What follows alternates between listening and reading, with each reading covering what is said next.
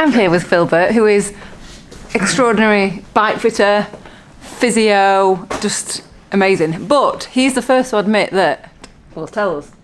No, not everyone needs a bike fit. That's what I was going to say. Yeah, I stood up at a bike fit conference once and said not everybody needs a bike fit.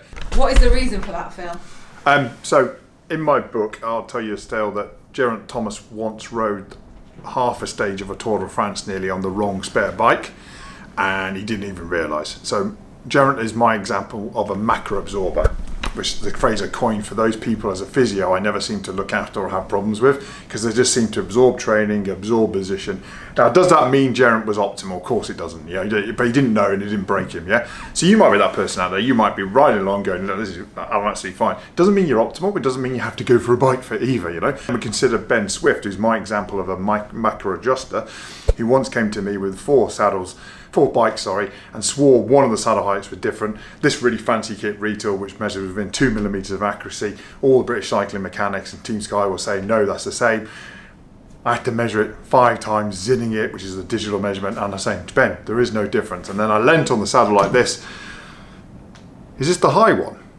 And it was just a new saddle. So some people, P and the mattress and the princess, a new saddle will feel like the saddle height has changed because they're that sensitive. You have to decide which person you are. So my guide for that bike fit will be sometimes, look, if you never had a bike fit and your bike position is fine, you don't have any pain problems, there is no reason to go for a bike fit other than you don't know what you don't know. So you don't know you're optimal. If you want someone maybe before a massive event, you were going to go and do the more 3-1-2, you've ever done 100 kilometers before, you might want to have that reassurance that you aren't going to break yourself. Who needs a bike fit? I was divided up into thirds to make it really easy. 1/3 of people in pain, discomfort and injured.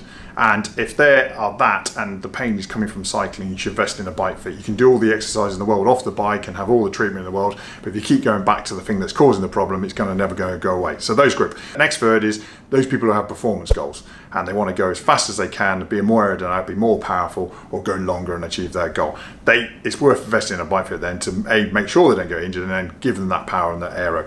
The the last third are the people who I can't tell to go for a bike fit because they haven't got any problems, they haven't got any goals, and they don't. But I would cast them in the old Donald Rumsfeld way of you know what you know and you don't know what you don't know. So if you're enjoying cycling and you're loving it, but you haven't got any problems and you don't think, well, I don't need a bike fit, maybe you do need a bike fit if you want to ensure that you're going to. So those are the prophylactic ones, But I wouldn't put a gun to anyone's head to go to a bike fit. As I said, I once stood up at a conference and said not everybody needs it.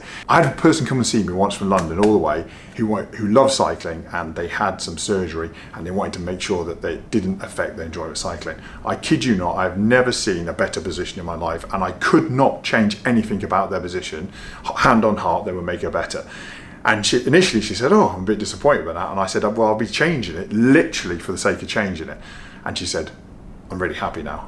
And she said, because I know this is right. So there's another way of looking at it. You could go for a bike fit and nothing happens and he gets the complete rubber stamp and thumbs up, but at least you know that's right. And then you can go away and thrash yourself on it and hurt yourself. And those little pains that come with doing long rides actually are just those little pains that come with long rides. That is definitely, because I've done that before, whereas if you've told me something, I'm like, okay, I trust, it's almost putting the trust on you. Yeah.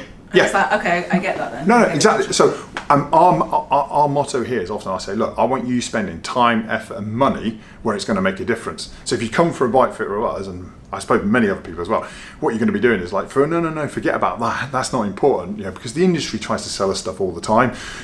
New bikes, aero bikes, things like this, and it's wading through all that stuff to realise what's important to you, and that's what we try to do really honestly, say no, this is the thing worth spending money and time on. Let's concentrate on here. This is and that's what going through a planned assessment process of you and then you on the bike delivers that, so that you can spend your money, time and effort wisely.